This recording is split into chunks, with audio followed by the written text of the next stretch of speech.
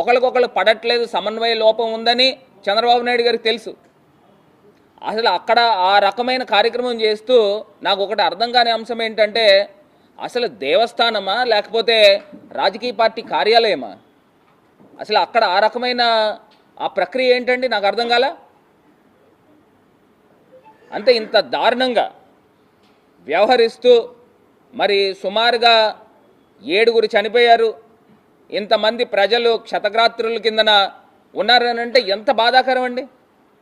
నాకు ఒకటి తెలియని అంశం ఏంటంటే, చంద్రబాబు నాయుడు గారు 4 సార్లు ముఖ్యమంత్రి చేశారు కదా, ఇప్పటిదాకా ఒక 15 సార్లు వైకుంఠ ఏకాదశికి ఆయన ముఖ్యమంత్రి కింద ఉన్నాడు. క్రౌడ్ మేనేజ్మెంట్ చేయడం చేత కాదండి? క్రౌడ్ మేనేజ్మెంట్ చేయడం పని మనకు చేత అవ్వదా? ఇదే రాజమండ్రి పుష్కరాల్లో 29 మంది చనిపోయారు. ఎవరి గురించి చనిపోయారు? కేవలం చంద్రబాబు నాయుడు గారి పబ్లిసిటీ గురించి. అదే చంద్రబాబు నాయుడు గారు రాజకీయ సభల్లో మొన్నటికి మొన్న అది ఏం చేశారు? కందుకూరులో 3 చనిపోయారు, ఇంకొక చోట 8 మంది చనిపోయారు. చీరలు పంచుతున్నాము అని రాజకీయ మీటింగులకి రప్పించుకొని అక్కడ కూడా స్టాంపేడ్ జరిగిన కార్యక్రమం. మరి మొన్న తిరుపతిలో మరి 7 చనిపోయారు. దీనికి ఎవరు బాధ్యత వహిస్తారు? ఈయనేమో పవన్ కళ్యాణ్ గారు డిప్యూటీ సీఎం గారేమో ఆయన క్షమాపణ చెప్తున్నాడు.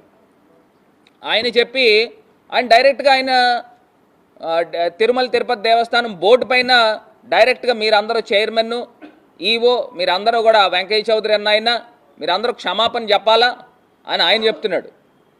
ఆయన చెప్తుంటే ఈ టీటీడీ చైర్మన్ గారు ఆయన ఏం చెప్తున్నారండి, నాయుడు గారు బిఆర్ నాయుడు గారు ఏమంటున్నారు, ఎవడో క్షమాపణ చెప్పమంటే నేను చెప్పాలా?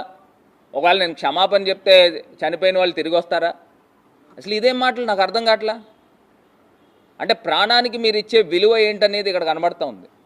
ఇందులో ఇంగ్లీష్లో ఒక సామెత ఉందండి, too many cooks spoil the బ్రాత్ అని. ఇంగ్లీష్లో సామెత ఉత్తినే పెట్టలా.